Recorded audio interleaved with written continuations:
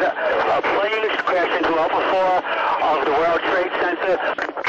Send every available ambulance, everything you got to the World Trade Center now. Well, the very first thing you saw was, even from a distance, I mean, just this huge cloud of smoke. I mean, lower Manhattan was just, you didn't see it. And as you got closer to the site, that obviously got much, much more compact to the point where every building was coated in ash, windows broken, stacks of destroyed cars stacked on top of each other.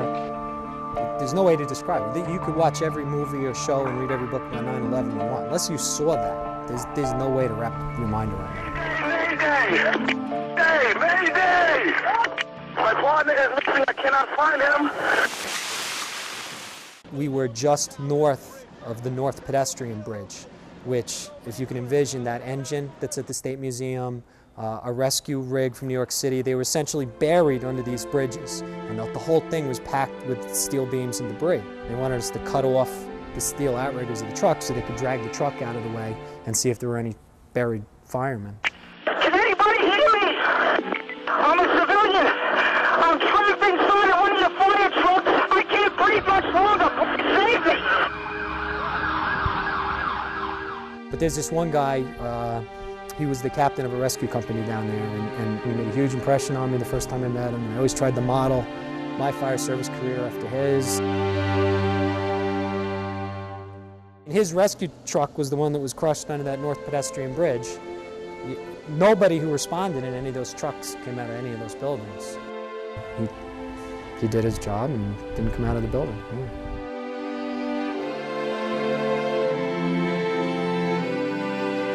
The worst thing was you went down there mentally prepared that, wow, I'm going to tunnel through this rubble, and I'm going to be pulling people out.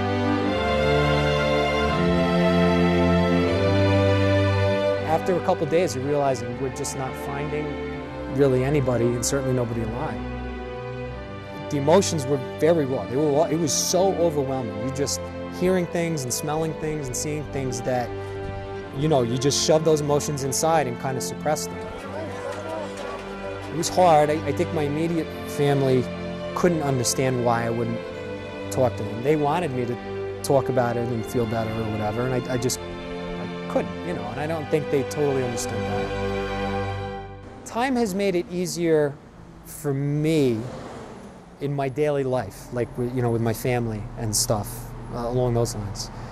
But every time I come to work, I see like the guys that there isn't a day that goes by I don't think about the guys that I knew who died. I mean, I've always tried to put myself in their place in those stairwells, being in those buildings when they came down, and I just miss the guys that I knew, and that's never gotten easier. That's gotten worse over time.